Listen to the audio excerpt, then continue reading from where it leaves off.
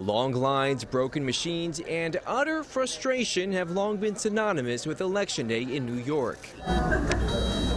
Governor Cuomo signing landmark legislation Thursday aiming to change the way New Yorkers head to the polls. We do have reforms to make, and we've been trying to get them done, and now we have. For the first time, early voting will now be available in New York, making the Empire State the 38th state to implement it. Voters will now have 9 days before an election to cast their vote. Early voting is going to be transformative for the system, and I say amen to that.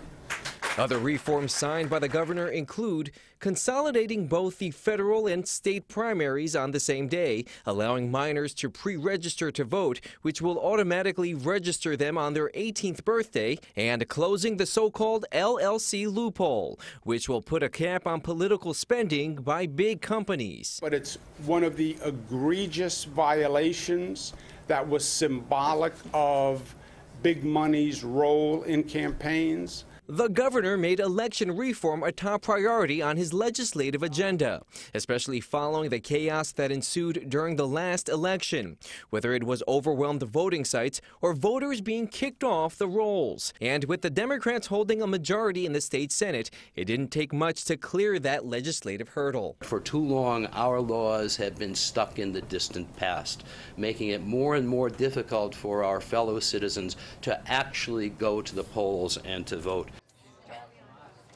Now the big question is, how will the state fund early voting? Some have suggested implementing it could cost as high as $1 million for each of the 62 counties in the state.